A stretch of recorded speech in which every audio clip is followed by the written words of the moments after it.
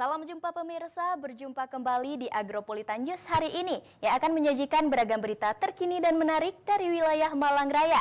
Bersama saya Keiko Najibah, berikut Agropolitan News selengkapnya untuk Anda.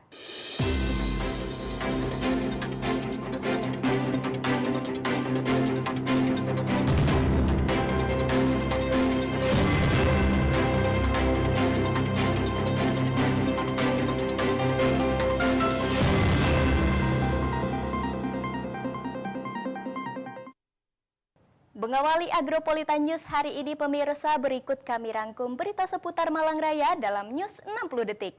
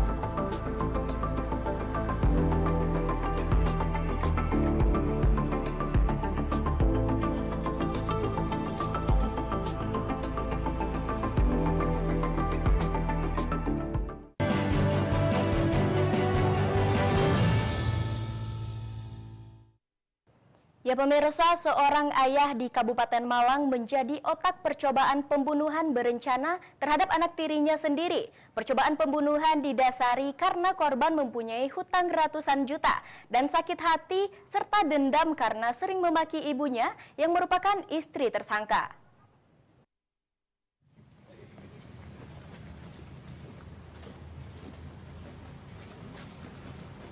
Inilah para tersangka yang terpaksa digelandang di halaman Mapolres Malang.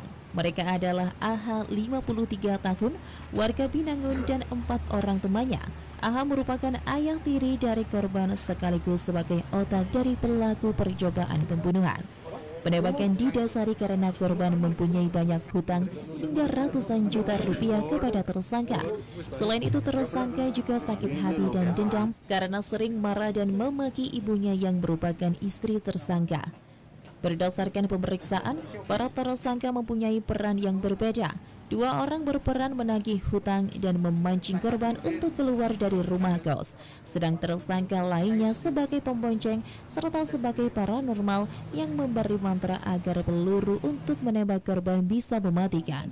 Sementara ayah tiri korban yang sehari-hari sebagai debt collector penagih hutang merupakan otak dan pelaku penembakan korban.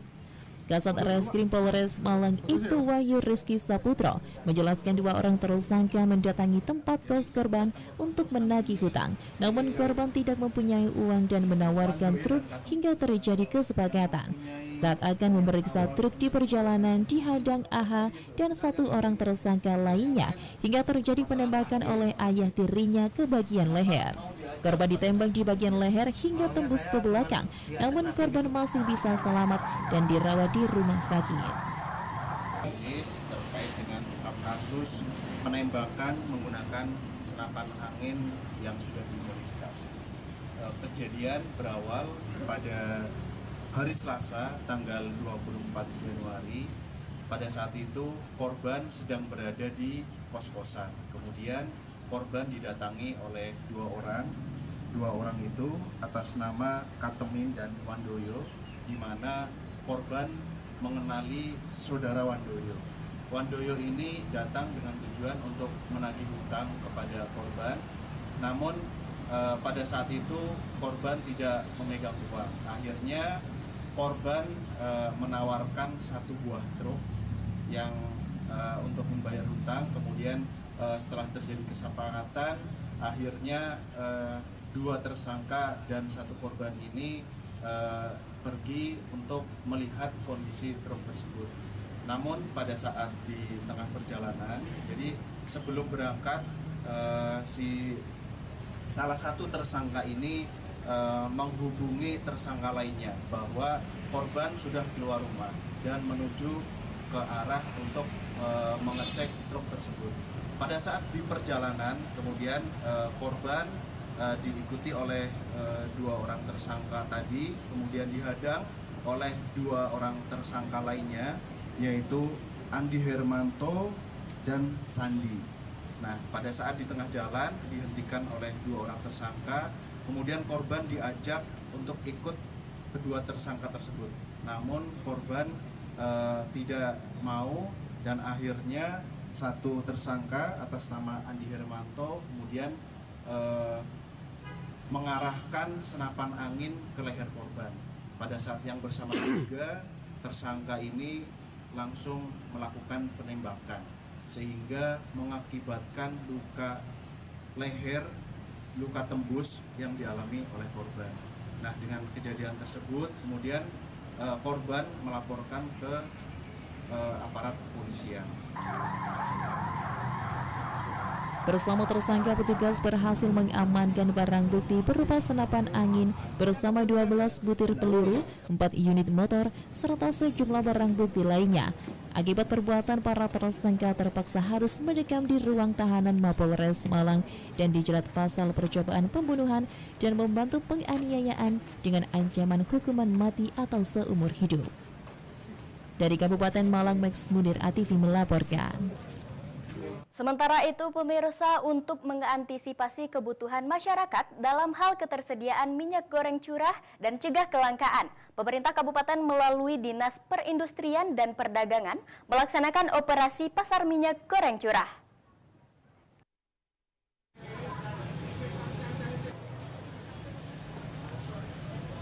Ratusan masyarakat antusias untuk mendapatkan minyak goreng curah yang digelar di Pasar Sumber Pucung Kabupaten Malang yang dilaksanakan pada 31 Januari 2023. Dinas Perindustrian dan Perdagangan Kabupaten Malang menggandeng distributor minyak goreng CV Toko Migor dalam melaksanakan operasi pasar minyak goreng.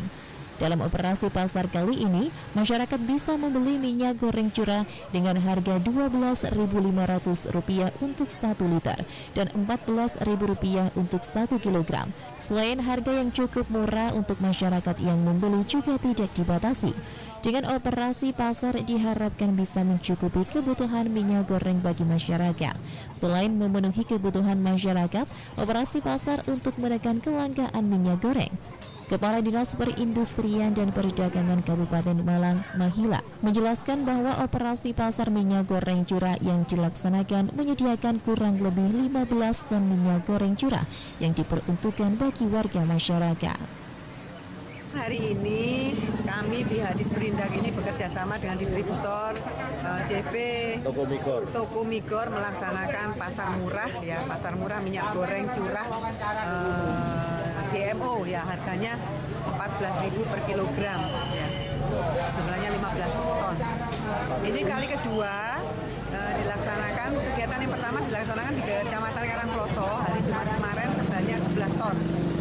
Untuk kali ini, Bu, berapa ton? 15 ton. Untuk dari masyarakat sendiri ada batasan nggak, Bu, untuk membeli? Sebetulnya kami memberikan batasan, namun pihak distributor dengan kebaikan hati menyatakan nggak usah, Bu, nggak usah kita batasi. Bagaimana caranya masyarakat ini semuanya tercukupi kebutuhannya, sehingga tidak ada lagi kata-kata kelangkaan minyak. Ya, kalau orang Jawa bilang sudah kelampek minyak, tidak akan lagi mereka kesulitan. Kemudian karena kelangkaan menjadi harga tinggi, tidak akan ada lagi. harapannya Bu mungkin dengan adanya operasi pasar ini? Harapan kami mudah-mudahan pihak distributor ini bisa membantu kita program kita setiap minggunya, setiap hari Jumat. Walaupun pada kenyataannya kami minta kerjasama ini setiap hari Jumat. Belum hari Jumat, hari Selasa sudah ada didistribusikan minyak di Kecamatan Sumbergedung ini. Operasi pasar ini dilakukan untuk mencegah kelangkaan minyak goreng di pasaran serta menjaga stabilitas harga minyak goreng khususnya di wilayah Kabupaten Malang. Dari Kabupaten Malang, Mix Munir ATV melaporkan. Pemirsa, jangan beranjak dari tempat duduk Anda karena Agropolita News akan segera kembali dengan berita peresmian hibah di Kota Batu. Berita selengkapnya akan kami tampilkan setelah jeda pariwara yang satu ini, pemirsa. Jangan kemana-mana.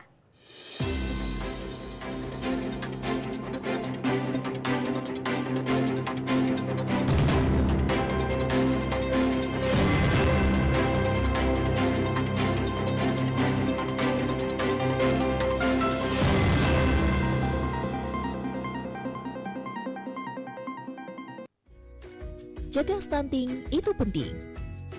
Stunting, gangguan tumbuh kembang pada anak akibat kekurangan gizi kronis dan infeksi berulang sehingga tinggi badannya berada di bawah standar. Ciri-ciri stunting pada anak.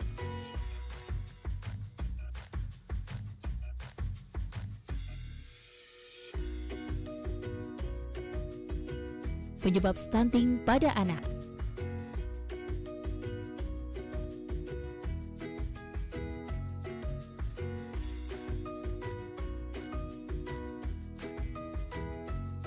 Cara mencegah stunting.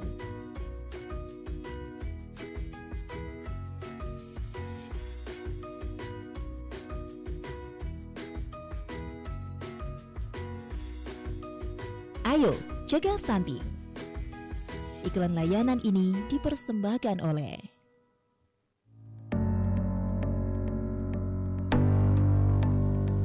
Tahukah Anda apa itu nyuwun sewu? Sebelumnya perlu dikoreksi, bukan kata nyuwun sewu yang berarti minta, tapi yang lebih tepatnya nuwun yang berarti terima kasih. Jadi kata nyuwun sewu bisa berarti terima kasih tak terhingga. Dalam hal ini, karena sudah diberi kesempatan, bisa kesempatan lewat, kesempatan bicara, dan lain sebagainya. Khusus untuk nyuwun sewu yang diartikan permisi, dalam bahasa Jawa, kata atau kalimat yang lebih tepat adalah menggunakan kalimat derek langkung.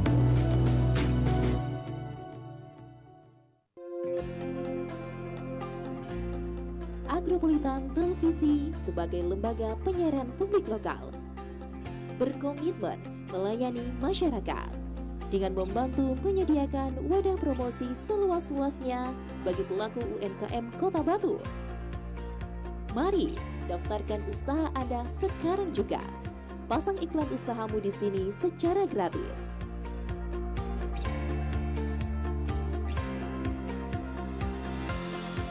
Syarat dan ketentuan berlaku. Info lebih lanjut hubungi. Iklan layanan ini dipersembahkan oleh Sore-sore padang bulan, ayo konco podo tulanan. Rene-rene bebarengan, konco kabeh podo jogetan.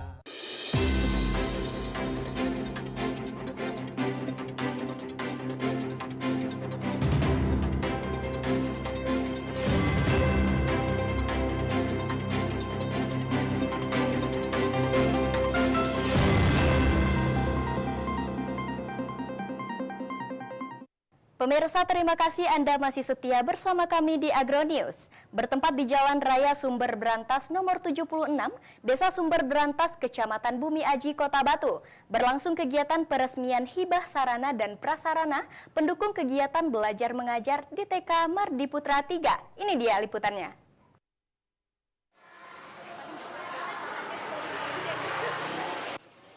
Ucapan syukur disampaikan oleh anggota DPRD Kota Batu sekaligus Wakil Ketua 2 DPRD Kota Batu Heli Suyanto bahwa TK Marji Putro 3 bisa mendapatkan anggaran dan hibah dari pemerintah Kota Batu dalam proses pengembangan sarana dan prasarana sekolah ini. Adapun kegiatan ini juga merupakan hasil dari kegiatan reses DPRD Kota Batu, di mana kali ini yaitu melalui reses Heli Suyanto yang dituangkan dalam pokok pikiran DPRD Kota Batu, yang mana pada intinya yaitu kebutuhan akan sarana dan prasarana untuk TK Marji Putro 3. Heli Suyanto juga menjelaskan bahwa dalam realisasi di TK Marji Putro 3 antara lain ruang kelas baru, sanitasi, serta pagar sekolah yang menjadi kebutuhan mendukung kegiatan belajar mengajar di tempat ini. Selain dihadiri Wakil Ketua 2 DPRD Kota Batu Heli Suyanto, dalam kegiatan ini juga dihadiri langsung oleh Kepala Dinas Pendidikan Kota Batu Eni Rahyuningsi, serta Kepala Desa dan wali murid serta siswa-siswi TK Marji Putro 3. Kepala sekolah dan guru dan wali murid meresmikan ruang kelas baru beserta sanitasi dan pagar. Alhamdulillah TK Marji Putra 3 dapat anggaran perbaikan gedung. Tinggal pemanfaatannya nanti diserahkan ke TK Marji Putra 3. Dari Kota Batu, Abraham Patrika, ATV melaporkan. Sementara itu pemirsa, pemenuhan kebutuhan sarana dan prasarana untuk menunjang kegiatan belajar serta meningkatkan kualitas pendidikan menjadi tujuan utama Dinas Pendidikan Kota Batu. Dinas Pendidikan sendiri memberikan kesempatan seluas-luasnya kepada sekolah lain untuk dapat meningkatkan sarana dan prasarana penunjang pendidikan.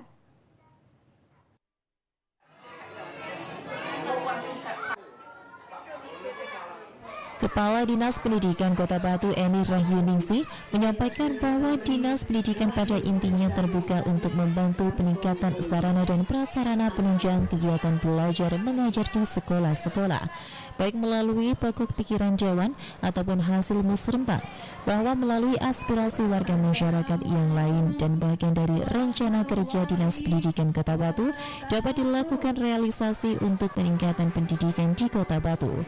Kepala Dinas Pendidikan Kota Batu sendiri menyampaikan bahwa yang paling penting yaitu aksesibilitas pendidikan untuk anak-anak di Kota Batu dari tahun ke tahun harus semakin berkualitas, baik untuk sekolah negeri maupun sekolah swasta yang berada di Kota Batu. Dinas Pendidikan Kota Batu sendiri selalu membuka ruang untuk memperbaharui data mana dan apa saja kebutuhan terkait sarana dan prasarana yang dibutuhkan oleh satuan pendidikan, mulai dari tingkat PAUD sampai dengan SMA. Bismillahirrahmanirrahim. Assalamualaikum warahmatullahi wabarakatuh. Bagi kami melalui pintu manapun itu tidak masalah, melalui pokir Dewan, melalui musrembang, maupun melalui aspirasi masyarakat yang lain, atau bahkan melalui rencana kerja Dinas Pendidikan. Yang terpenting bagi kami adalah aksesibilitas pendidikan untuk anak-anak itu dari tahun ke tahun harus semakin berkualitas, baik itu negeri maupun swasta. Itu aja tujuan kami.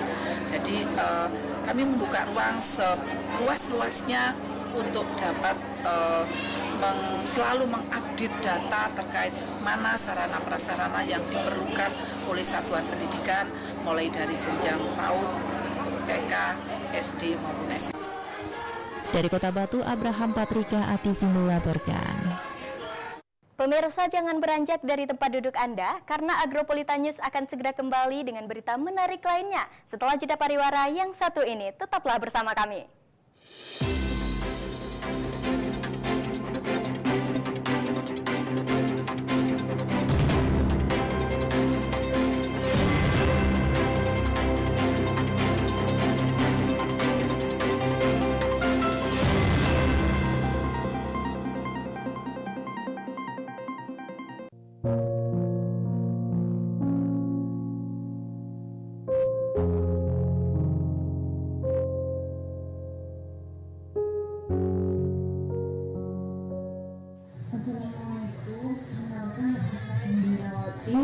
Saya selaku ahli waris dari Bapak Kusmawatsa.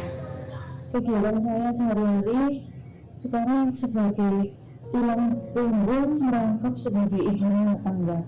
Maksudnya harus saya kerjakan sendiri, mulai dari ambil sayur, jualan di pasar pagi, antar anak sekolah, bersih-bersih rumah.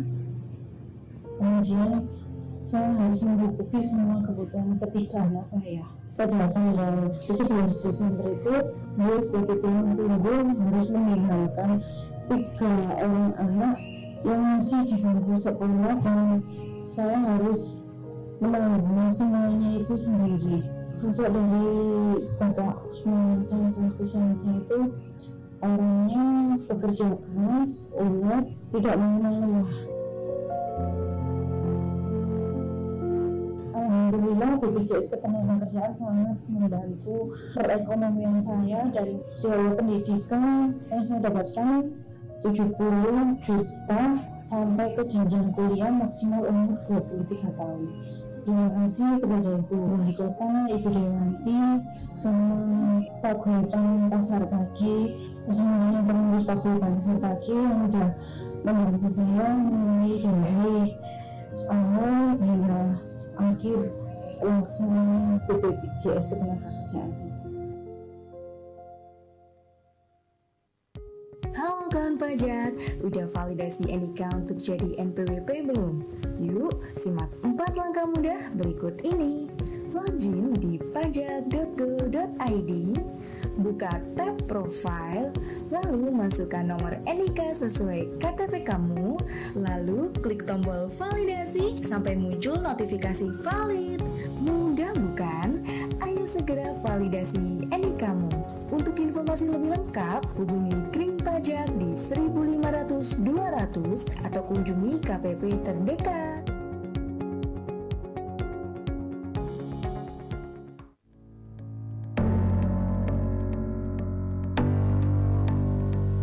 Tahukah Anda kenapa 1 kali 24 jam tamu wajib lapor? Salah satu fungsi rukun tetangga atau RT adalah pemeliharaan keamanan, ketertiban, dan kerukunan hidup antar warga dari kejahatan. Pemeliharaan keamanan ini diwujudkan antara lain dengan menerapkan aturan 1 kali 24 jam tamu harap lapor. Aturan ini telah ditetapkan dalam peraturan daerah atau peraturan rukun tetangga setempat.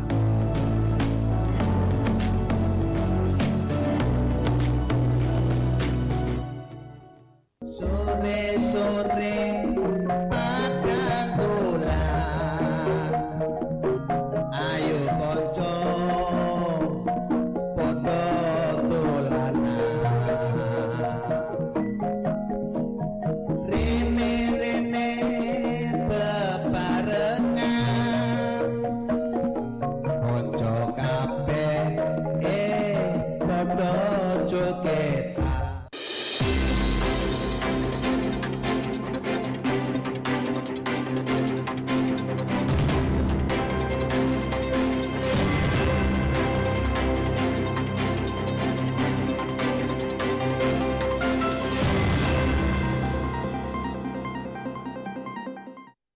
Pemirsa, terima kasih Anda masih setia bersama kami di Agronews. Untuk menjaga kelancaran dan keamanan pengguna jalan yang melintas akibat tumpahan solar di pertigaan Bendo, Kota Batu, petugas pemadam kebakaran melakukan pembersihan tumpahan solar dengan menyikat aspal jalan dan melakukan penyemprotan dengan 1 unit mobil PMK, Kamis 2 Februari 2023.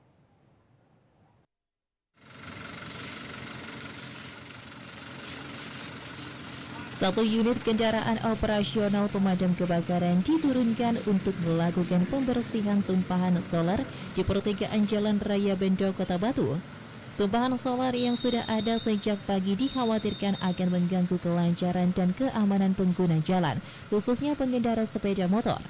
Untuk membersihkan aspal jalan dari tumpahan solar, petugas kepolisian menghubungi pihak pemadam kebakaran Kota Batu dan bersama-sama melakukan pembersihan dan pengaturan arus lalu lintas. Menurut KBO Samapta Polres Batu menjelaskan, tumpahan solar yang berada di pertigaan jalan ini rawan dan bisa mengakibatkan pengendara roda 2 terjatuh akibat jalan menjadi licin dan berpesan kepada pengguna jalan untuk lebih berhati-hati ketika berkendara dan mengutamakan keselamatan. Di lokasi terlihat petugas pemadam dengan dibantu petugas kepolisian melakukan pembersihan jalan agar jalan bisa kembali berfungsi normal dan aman ketika dilintasi pengendara, baik siang maupun malam hari. Saya Ibtu Edi Purnomo dengan rekan-rekan dari Polres Batu lalu lintas sama Polsek.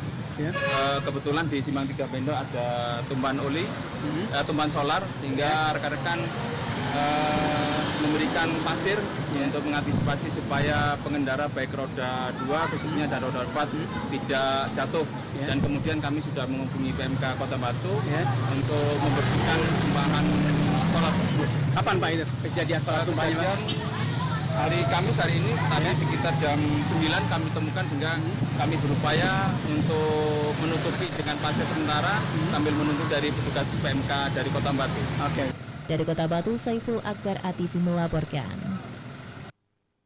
Ya pemirsa, memiliki keterbatasan fisik, pendengaran maupun penglihatan bukan berarti tidak bisa beraktivitas untuk menyalurkan hobi mendaki gunung. Hal itulah yang sudah dibuktikan komunitas difabel pecinta alam atau DIFPALA yang sudah berhasil mendaki puncak Gunung Panderman dalam gelaran Jambore 2023. Bagaimana perjuangan mereka dalam menaklukkan puncak Gunung Panderman yang berketinggian 2045 meter di atas permukaan laut tersebut? Berikut liputannya spesial untuk Anda.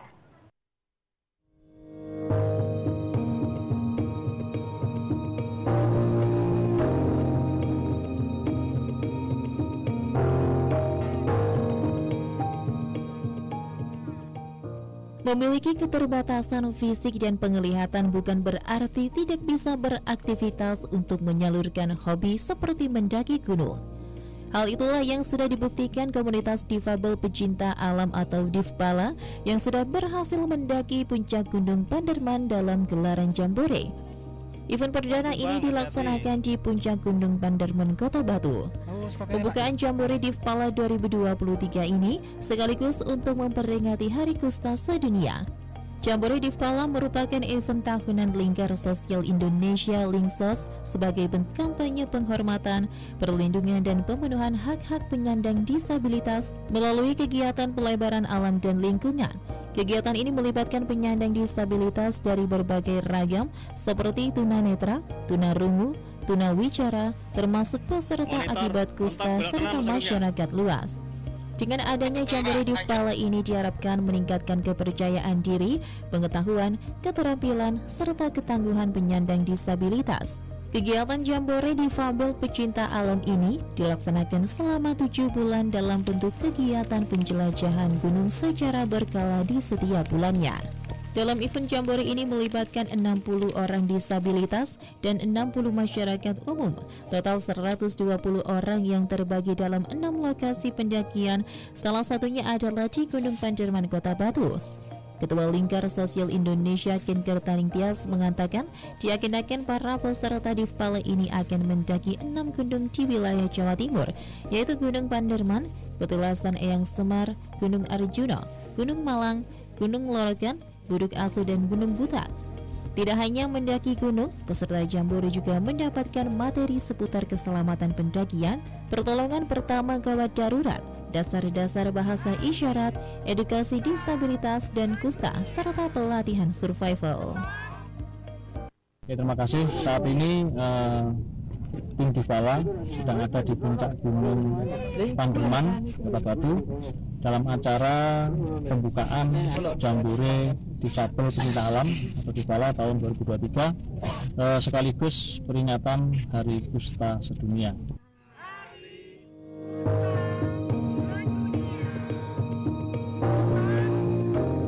Sementara selama perjalanan melewati rute menuju puncak Gunung Panderman, terlihat para peserta didampingi oleh ketua tim cukup antusias meskipun ada keterbatasan fisik, pendengaran bahkan penglihatan. Kondisi jalur yang cukup terjal dan menanjak ditambah lagi guyuran hujan tidak menurunkan semangat setiap peserta untuk bisa menaklukkan puncak Gunung Panderman yang memiliki ketinggian 2045 meter di atas permukaan laut tersebut. Ya, seru Pak, menantang buat khususnya tunanetra. Ya, dengan keterbatasan kita bisa sampai ke puncak silaturahmi ke Gunung Panderman. Menyenangkan, happy, membuat kita sehat jasmani dan rohani. Nama saya Asa Iman Junia, Jasad Al-Dunia. Sekarang posisi di Gunung Panderman di pos 2 di Selatan Ombong. Kami di Selatan Ombongan, alhamdulillah sampai dengan selamat. Meskipun jalan licin hujan. Wow. Oh ya. Bagaimana? Anda tertarik untuk bergabung di komunitas Divpala Malang Raya? Dari Kota Wisata Batu, Saiful Akbar ATV melaporkan. Jangan beranjak dari tempat duduk Anda, karena Agropolitan News akan segera kembali setelah jeda pariwara yang satu ini, pemirsa. Jangan kemana-mana.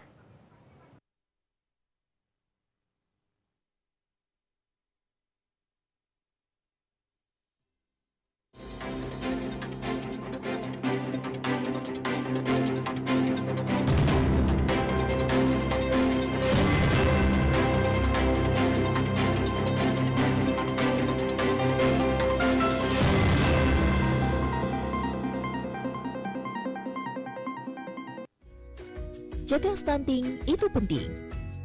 Stunting, gangguan tumbuh kembang pada anak akibat kekurangan gizi kronis dan infeksi berulang sehingga tinggi badannya berada di bawah standar.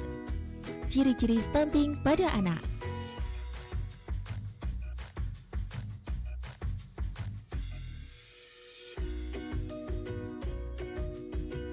Penyebab stunting pada anak.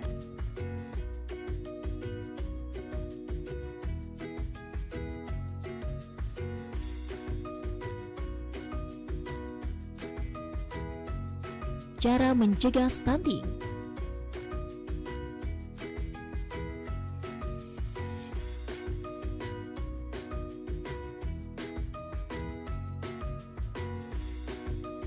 Ayo, cegah stunting. Iklan layanan ini dipersembahkan oleh untuk mendukung migrasi TV digital. Tanggal 2 November 2022, analog switch off diterapkan di seluruh Indonesia. Informasi terkait analog switch off dan siaran TV digital hubungi call center LPPL Agropolitan Televisi. Iklan layanan ini dipersembahkan oleh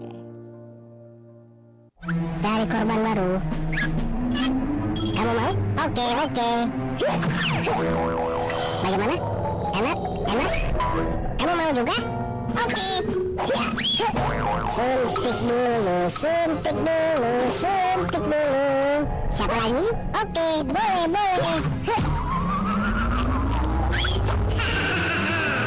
Rasain.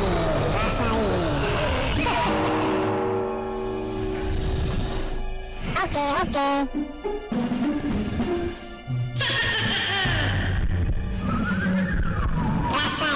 Rasain.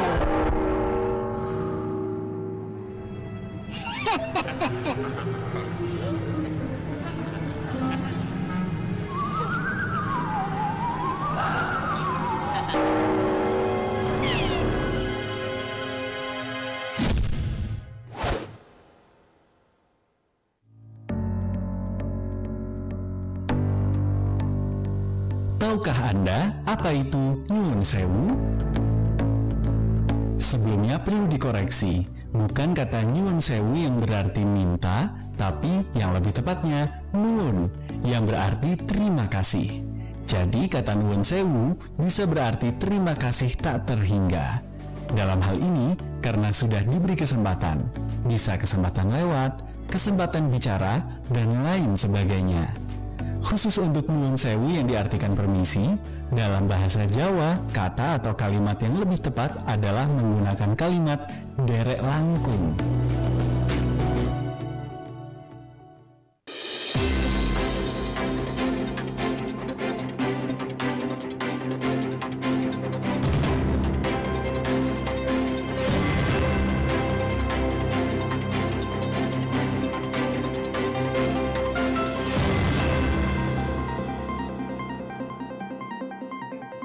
Pemirsa, terima kasih Anda masih setia bersama kami di Agronews. Warung Madang Godong Gedang yang baru saja melakukan soft opening mengundang anak panti asuhan Darus Saadah sebanyak kurang lebih 50 orang. Hal ini juga bertujuan untuk berbagi rezeki kepada anak yatim piatu.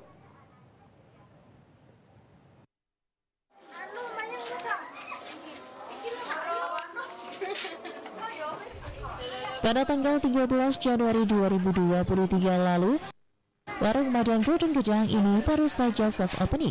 Dengan dibukanya Warung Madang Godong Gedang ini mengadakan buka bersama untuk anak-anak panti asuhan. Kurang lebih ada 50 anak yang ikut dalam buka bersama tersebut. Buka bersama ini berlangsung pada Kamis 19 Januari 2023 mulai pukul 5 sore di Jalan Sultan Hasan Halim, Sisir, Kota Batu. Acara ini ditujukan untuk berdoa bersama untuk Warung Madang Godong Gedang yang baru saja dibuka dan berdoa untuk mengawali usaha Warung Madang Godong Gedang ini. Menurut pengelola Warung Madang Godong Gedang yaitu Yuli Yulaiha, konsep dari kegiatan ini adalah berbagi kebahagiaan dan berbagi rezeki dari Allah di awal pembukaan dan bisa bermanfaat untuk warga Sisir dan sekitarnya. Alhamdulillah untuk hari ini kita bisa berbagi berbuka bersama anak-anak panti Darus Saadah yang berjumlah sekitar 47. Alhamdulillah insya Allah berjalan lancar. Mudah-mudahan ini semua merupakan langkah pertama kita mengawali usaha ini. Mudah-mudahan Allah memberkahi. Konsep dari kegiatan tadi adalah berbagi kebahagiaan dan berbagi rezeki dari Allah yang kita mulai awal pembukaan usaha ini. Mudah-mudahan Allah memberkahi dan mudah-mudahan bisa memberi manfaat maslahat buat warga Sisir dan sekitarnya. Suasana makin terasa desanya terlihat dari menu makanan yang disajikan di Warung Madang Godong Gedang. Di rumah makan ini disajikan berbagai makanan dalam bentuk prasmanan yang isi menunya ala desa. Dari Kota Batu, Vicky ATV melaporkan. Sementara itu pemirsa, musyawarah olahraga kota luar biasa digelar hari ini. Acara dibuka oleh Wali Kota Malang, Suti Aji. Dan berikut liputan selengkapnya untuk Anda pemirsa.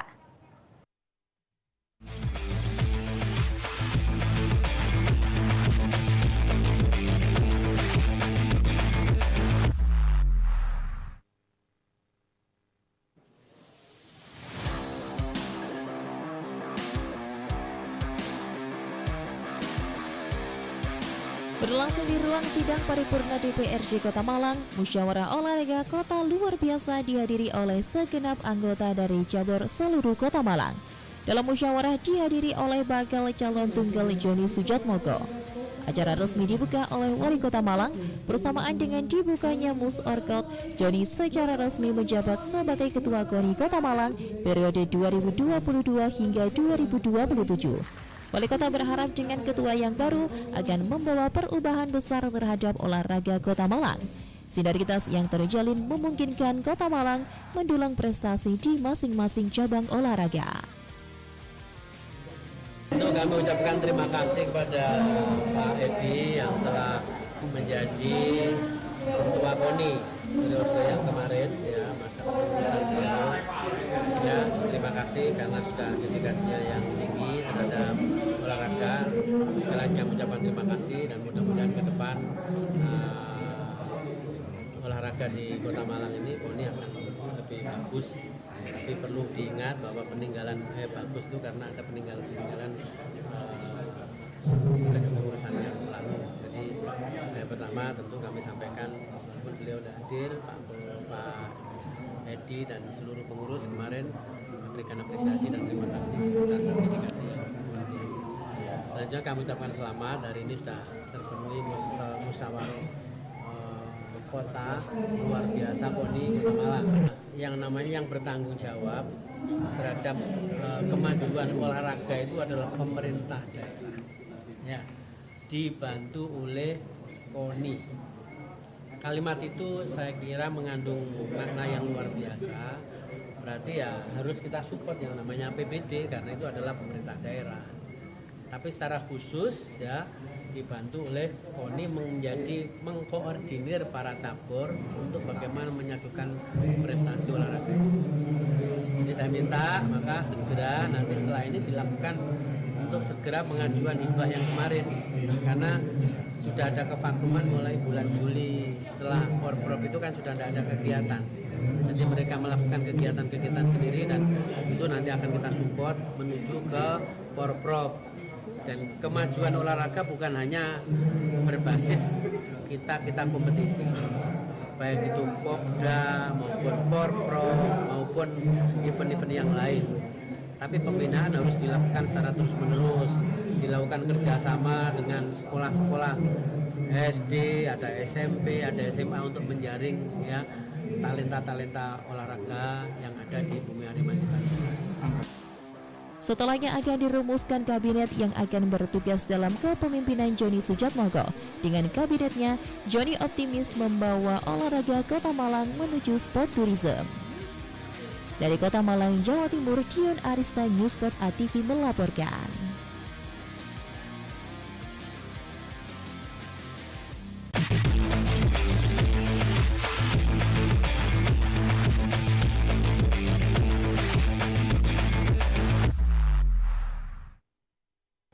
Dan pemirsa, berikut kami tampilkan perakiraan cuaca untuk wilayah Malang Raya 3 Februari 2023 dari Badan Meteorologi, Klimatologi, dan Geofisika BMKG Stasiun Klimatologi Kelas 2 Malang. Informasi tersebut sekaligus menutup perjumpaan kita di malam hari ini.